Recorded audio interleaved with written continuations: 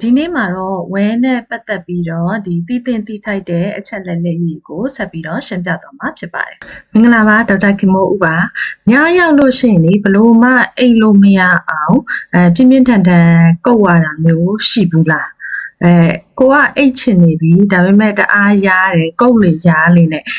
ကုတ်လိုက်လို့ရှိရင်အရားပြည့်မယ်လို့ထင်တယ်ဒါပေမဲ့မဟုတ်ဘဲနဲ့ပို့ပြီးတော့ရားလာတယ်ကိုလည်းဒီဝဲရားနာဆွဲကပ်နေပြီလို့တန်တရားရှိနေပြီဆိုလို့ရှိရင်တော့ဒီဗီဒီယိုလေးကိုဆောင်းအောင်ကြည့်ပေးဖို့မြတ်တရခံချင်ပါတယ်ဝဲယောဂကဒီမြန်မာလူမျိုးတွေကြားထဲမှာအဖြစ်များပြီးတော့ကူးစက်လွယ်တဲ့အရေးပြားယောဂတစ်ခုဖြစ်ပါတယ်ဖြစ်စေတဲ့အကြောင်းရင်းကတော့ Sarcoptes scabiei လို့ခေါ်တဲ့အလွန်သေးငယ်တဲ့ကပ်ပါပိုးလေးတွေကြောင့်ဖြစ်ရတာပါသူတို့ကပင်ကူမျိုးနွယ်တို့အကောင်လေးတွေဖြစ်ပြီးတော့အရန်သေးလွန်းတဲ့အတွက်ကြောင့်တာမန်မျက်စိနဲ့မမြင်နိုင်ပါဘူးဒီပိုးကောင်ရဲ့အမလေးတွေကလူအရေပြားရဲ့အပေါ်ရန်အောက်မှာကိုတွင်တူးပြီးတော့နေထိုင်ပါတယ်အဲ့ဒီတွင်းထဲမှာပဲဥရဲ့မျိုးပွားပြီးအညစ်အကြေးတွေကိုစွန့်ပစ်ပါတယ်ရားရံစေတဲ့အဓိကဇစ်မြစ်ကတော့ဒီပိုးကောင်လေးတွေကသူတို့ရဲ့ဥတွေနဲ့အညစ်အကြေးတွေကိုခန္ဓာကိုယ်ကဓာတ်မတည့်လို့တုံ့ပြန်တာကြောင့်ဖြစ်ပါတယ်။ Allergic reaction လို့လည်းခေါ်ပါတယ်။ဒီ allergic reaction ကြောင့်အရေပြားကရောင်ရမ်းပြီးတော့ပြင်းထန်တဲ့ရားရံမှုတွေဖြစ်လာတာပါ။ဝဲရဲ့လက္ခဏာတွေကိုအချိန်မီသိရှိပြီးတော့ကုသနိုင်ဖို့အရေးကြီးပါတယ်။ဝဲရဲ့အဓိကလက္ခဏာက၃ချက်ရှိပါတယ်။နံပါတ်1ကတော့ပြင်းပြင်းထန်ထန်ရားရံတာညဘက်မှာအဆိုးဆုံးပါပဲညပူနွေးလာတဲ့အခါပို့ပြီးတော့ရားတဲ့အတွက်ကြောင့်ညဘက်အိပ်စက်တဲ့အခါမှာတအားဒုက္ခပေးပါတယ်လူကအိတ်ချင်နေပြီရားနေတဲ့အတွက်ကြောင့်ထထကုန်နေရတာမျိုးပေါ့နံပါတ်2ချက်ကတော့အရေပြားအဖုပိတ်တွေအနီးရောင်အဖုလေးတွေသေးငယ်တဲ့အရေကြီးဖူလေးတွေတွေ့ရပါတယ်ဒါမှမဟုတ်လို့ရှိရင်လည်းတခါတလေဝက်ချန်လိုအဖုလေးတွေလည်းထွက်လာတတ်ပါတယ်နံပါတ်3ချက်ကကြတော့ဝဲသွားတဲ့ဒီဝဲပိုးသွားတဲ့တွင်းလန်းချောင်းလေးတွေ Barrow tract လို့ခေါ်တဲ့အရေပြားပုံမှာသူကဒီခဲချစ်ရလို့နည်းနည်းလေးဖောင်းနေတယ်သေးငယ်တဲ့ဖောင်းကြွနေတဲ့ဒီအဖြူရောင်အသားရောင်လိုလမ်းကြောင်းလေးတွေတွေ့ရပါတယ်ဒါတွေ့ပြီဆိုလို့ရှိရင်တော့ဒါဝဲတေကြတယ်ပေါ့နော်အဖြစ်များတဲ့လက္ခဏာတွေကတော့ခြေချောင်းကြားလက်ချောင်းကြားလေးတွေနောက်ဒီလိုလက်ကောက်ဝတ်လေးတွေတရောင်စစ်အတွင်းဘက်လေးတွေချိုင်းကြားကပတ်နေရလိမ်အင်္ဂါတဝက်ခလေးအငယ်လေးတွေမှာဆိုလို့ရှိရင်တော့မျက်နှာတို့ဥယျာဉ်ပြားတို့ခြေပွားလက်ပွားတို့တွေမှာလည်းဖြစ်တတ်တာကိုသတိထားရပါမယ်အဲ့တော့ပထမဆုံးချိန်ကူးစက်ခံရပြီးလို့ရှိရင်တော့ယောဂလက္ခဏာတွေပေါ်ဖို့ကတော့၄ဘက်ကနေ6ဘက်ကြီးကြာမြင့်နိုင်ပါတယ်အဓိကကဘလို့ကူးလဲဆိုတော့အဓိကကူးစက်ခြင်းကတော့ယောဂရှိတဲ့သူနဲ့အရေပြားခြင်းကြာရှည်စွာနီးကပ်စွာထိတွေ့မှုကနေအဓိကကူးပါတယ်ဒါကြောင့်လည်းအတူနေမိသားစုတွေခလေးထိန်းတဲ့သူတွေမိမိရဲ့အဖော်ပေါင်းတွေနောက်အသုံးဆောင်တွေကနေလည်းကူးနိုင်ပါတယ်ဖြစ်နိုင်ခြေနည်းတယ်ဆိုပေမဲ့ဥပမာဝဲရှိတဲ့သူနဲ့အိပ်ရကင်းသူတို့အိမ်မိတာမျိုးဆောင်းအဝတ်စားမျက်နှာတုပ်ပွားဒါတွေကလည်းကူးစက်နိုင်ခြေရှိပါတယ်ဘသူတွေမှာအဖြစ်များလဲဆိုတော့လူနေထူထပ်တဲ့နေရာတွေလူတွေအများကြီးတူနေရတဲ့နေရာတွေအဆောင်လိုနေရာတွေခလေးငယ်တွေနဲ့တက်ကြီးရွယ်အိုတွေနောက်တော့ကိုခန့်အားနည်းတဲ့သူတွေဥပမာ HIV ဝေဒနာရှင်တွေကင်ဆာဆေးသွင်းနေရတဲ့သူတွေကိုခန့်အားအတက်ကျယောဂကြောင့်ဒီကိုခန့်အားကျစေတဲ့ဆေးတွေတောက်နေရတဲ့သူတွေသူတို့တွေမှာအဖြစ်များပါတယ်ရိုးဝဲရနေပြီးတော့အဖက်ဖက်တွေထူလာတာကိုကြတော့ crested scabies လို့ခေါ်တယ်အဲ့ဒါကကြတော့သူကကိုခန့်အားအလွန်နေတဲ့သူတွေမှာဖြစ်ပြီးတော့ဝဲပိုးကောင်ကြီးထောင်နဲ့ချီပြီးတော့ရှိနိုင်ပါတယ်ဒီမျိုးစားကကြတော့ကုသတဲ့စီမှာနည်းနည်းလေးပို့ပြီးတော့ခက်လို့ကုသရမယ်ဝဲယောဂကရာတဲ့အတွက်ကြောင့်စိတ်ညစ်ရပြင်မဲ့စနစ်တကျကုသလို့ရှိရင်တော့လုံးဝပျောက်ကင်းနိုင်ပါတယ်ကုသမှုမှာအဓိကအချက်၃ချက်ကိုလိုက်နာဖို့လိုပါတယ်နံပါတ်1ကတော့ဒီဆေးဝါးနဲ့ကုသတဲ့အပိုင်းကိုဆက်ပြီးတော့ရှင်းပြပါမယ်။ဆေးဝါးနဲ့ကုသတဲ့စီမှာကဝဲသက်တဲ့ဆေးတွေသုံးရပါတယ်။ခရင်လာတဲ့ lotion လာတယ်။ဥပမာ permethrin ဆိုတဲ့ဆေး5% 9% permethrin လိမ်ဆေးက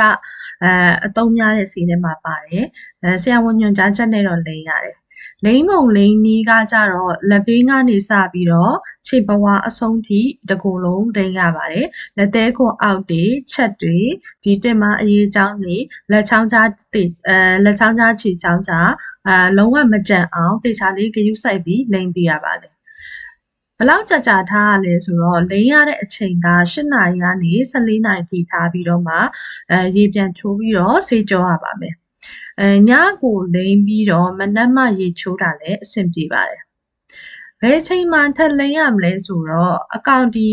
ကြံနေတဲ့ဥတွေကပြန်ပြီးတော့အကောင်ပေါက်နိုင်တဲ့အတွက်ကြောင့်ပထမတစ်ချိန်လိမ့်ပြီးတော့9ရက်ကနေ10ရက်တွင်းမှာနောက်တစ်ချိန်ထပ်ပြီးတော့လိမ့်ဖို့လိုအပ်ပါတယ်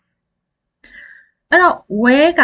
လိမ့်ဆေးပဲလားပေါ့တောက်ဆေးမပါဘူးလားတောက်ဆေးကကြတော့အိုင်ဖာမက်တင်ဆိုတဲ့တောက်ဆေးရှိပါတယ်ဒါကတော့ဒီဆရာဝန်ညွှန်ကြားချက်နဲ့ပဲတောက်ရပါမယ်ပြင်းထန်တဲ့ယောဂပြင်းထန်တဲ့သူတွေလိမ့်ဆေးနဲ့မပြောက်ကင်းတဲ့သူတွေဆိုလို့ရှိရင်တော့တောက်ဆေးတောက်ဖို့လိုအပ်ပါတယ်နောက်ရေးကြီးတဲ့တစ်ချက်ကတော့အိမ်သူအိမ်သားတွေအားလုံးတစ်ပြိုင်နက်တည်းဆေးကုသဖို့လိုအပ်ပါတယ်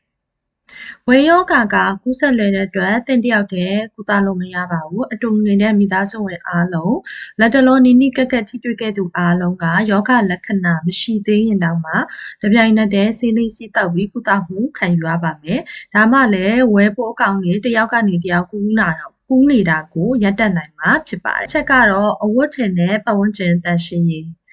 ကုသမှုမစခင်မှာ3ရက်အတွင်းမှာဒီဝဲရှိတဲ့သူရာတဲ့သူသုံးခဲ့တဲ့အိပ်ရကင်းတွေစောင်းတွေမျက်နှာတုပ်ပွားတွေအဝတ်ထည်အားလုံးကိုရေနွေးပူပူမှာရှော့ဖွတ်ပြီးတော့နေပူပူမှာလှမ်းပေးရပါမယ်ရှော့ဖွတ်လို့မရတဲ့ပစ္စည်းတွေဥပမာမှုတ်ရတို့ခေါင်းအုံတို့လိုမျိုးအဲ့ဒါတွေကိုတော့လေလုံနဲ့ပလတ်စတစ်အိတ်ထဲမှာထည့်ပြီးတော့9ရက်ကနေ10ရက်ဒီတိုင်းထားရပါမယ်ဒါမှဝဲပိုးတွေတည်သွားမှာ73နေကြတော့သူပြန်ပြီးတော့ကူးနေမှာအကောင်တွေပေါက်နေမှာပေါ့နောက်ဆက်တွဲပြဿနာတွေနဲ့သတိထားစရာအနေနဲ့ဘာတွေရှိလဲဝဲကရှေ့ကပြောခဲ့တဲ့အချက်တွေနဲ့ကုသလို့ပျောက်ကင်းသွားပေမဲ့အရေပြားကတုတ်ပြန်တာကြောင့်တချို့နောက်ဆက်တွဲပြဿနာလေးတွေကြံခဲ့နိုင်ပါတယ်နောက်ဆက်တွဲကဘာတွေဖြစ်တက်လဲဆိုတော့ကုတ်ဖဲ့ရာကနေပိုးဝင်တာတအားရလို့ကုတ်ဖဲ့ရာကနေဘက်တီးရီးယားပိုးဝင်ပြီးတော့အနာဖြစ်တာနောက်ထပ်ဘက်တီးရီးယားပိုးထပ်ဝင်တဲ့အတွက်ကြောင့်အနာဆိုးတွေအနာကြီးတွေဖြစ်လာနိုင်တယ်ဒါတွေကိုကြတော့ဒီ antibiotic ointment တွေတောက်ဆေးတွေပေါ့ပဋိဇီဝလိမ်ဆေးတွေတောက်ဆေးတွေနဲ့သေချာလေးကုသရမယ်နောက်တစ်ချက်ဖြစ်နိုင်တာကရားတာကကြာနေတာဝဲပိုးတွေကတော့သေသွားပြီစိတ်ကုသမှုလည်းပြေသွားပြီဒါပေမဲ့အရေပြားကဓမတ်တဲ့တုံ့ပြန်တာကြောင့်ဆက်ပြီးတော့ယားနေတာမျိုးရှိတတ်တယ်၄ဘက်ကနေ6ဘက်တီးဆက်ယားနေတာမျိုးရှိတတ်တယ်ဒါတွေကစိတ်ပူစရာမရှိဘူးအရာပြေစေတဲ့ကလမင်းတို့လို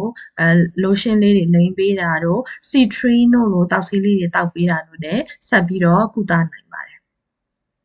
နောက်တစ်ချက်ကတော့ပြန်လည်ကူးစက်တာမိသားစုဝင်အားလုံးတပြိုင်တည်းမကုခဲ့လို့ရှိရင်တချို့ကျတော့ဆရာမရဲ့သူတယောက်ဖဲရတာကျန်တဲ့လူတွေကမရဘူးအဲ့တော့မလိမ့်တော့ဘူးအဲ့လိုမျိုးပေါ့ဆရာမတို့ကလိမ့်ခိုင်းပေမဲ့မလိမ့်ဖြစ်တဲ့သူတွေအဲ့ဒါဆိုရင်တော့ तू ကပြန်ကူးတယ်မိသားစုဝင်အားလုံးတပြိုင်တည်းမကုသခဲ့ရင်နောက်တစ်ခါဒီပတ်ဝန်းကျင်ပစ္စည်းတွေကိုတန့်ရှင်းမလုပ်ခဲ့ရင်ဝဲဖို့ကတန်တရားလဲပြီးတော့ထပ်ပြီးကူးနေတတ်တယ်အဲ့ဒါဆိုရင်တော့အမြင့်ပြတ်ကုသဖို့ကအရေးကြီးတယ်။ဒါကြောင့်တယောက်ရပြီဆိုလို့ရှိရင်ကျန်တဲ့လူတွေအကုန်ဆေးလိမ့်ရတယ်။ရှေ့ကပြောခဲ့သလိုဒီပစ္စည်းတွေကိုလည်းအကုန်လုံး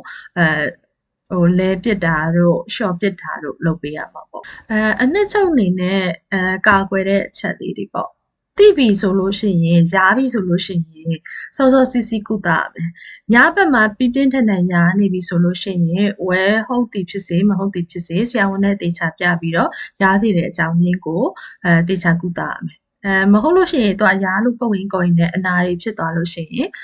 ကုသရတာပို့ပြီးတော့ခက်နိုင်တယ်။တပြိုင်နက်တည်းကုသရမယ်နောက်တစ်ဆင့်ကတက်ရောက်သေးမဟုတ်ဘဲနဲ့ဥပမာအဆောင်နေတယ်ဆိုလို့ရှိရင်လည်းကိုယ်နဲ့အတူနီးနီးကက်ကက်နေတဲ့သူတွေအတူနေ မိသားအိမ်ဆိုလို့ရှိရင်လည်းအတူနေတဲ့မိသားစုတွေကျောင်းဆိုလို့ရှိရင်လည်းကျောင်းမှာရှိတဲ့ကျောင်းသူကျောင်းသားတွေ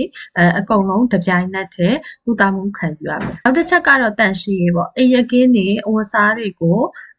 တိတ်ချလျှော့ဖို့မယ်အဟောင်းတွေပြန်ပြန်မသုံးဘူးလျှော့ပြီးဖို့ပြီးမိဘူးတိုက်ပြီးမှပြန်သုံးပါဟိုအနေနဲ့အကြံပြုချက်ကတော့လက်သေးတွေကိုအများနဲ့တို့အောင်ညှက်ထားပါရားလို့ကုတ်လို့ပိုးမဝင်အောင်ဒါလေးတွေကတော့ကာကွယ်နိုင်မှာဖြစ်ပါတယ်။သုံးချုပ်အနေနဲ့ဝဲဆိုတာကလွန်ဒုက္ခပေးတဲ့ယောဂဖြစ်ပေမဲ့ကုသရတာမခက်ပါဘူး။စနစ်တကျစီကံတကျအမြဲတမ်းကုသဖို့ပဲလိုအပ်တာပါ။ဒီဗီဒီယိုလေးကနေဝဲချောင်းကိုအပြည့်စုံနားလည်သွားပြီလို့ယုံကြည်ပါတယ်။မိမိတို့ရဲ့မိတ်ဆွေတွေထဲမှာမိသားစုတွေထဲမှာဒီလက္ခဏာမျိုးခံစားနေရတဲ့သူရှိမယ်ဆိုလို့ရှိရင်သူတို့အတွက်လည်းအကျိုးရှိအောင်ဒီဗီဒီယိုလေးကိုshare ပေးဖို့လည်းတောင်းဆိုလိုက်ပါတယ်။နောက်ထပ်ဘလို့ဘဟုတုတတွေသိရှိချင်သေးလဲဆိုတာကို comment မှာခြံခဲ့နိုင်ပါတယ်။ကျမပျော်ရွှင်တဲ့ဘဝတွေကိုပိုင်ဆိုင်နိုင်ပါစေလို့ဆုတောင်းပေးလိုက်ပါတယ်။အားလုံးကိုကျေးဇူးတင်ပါတယ်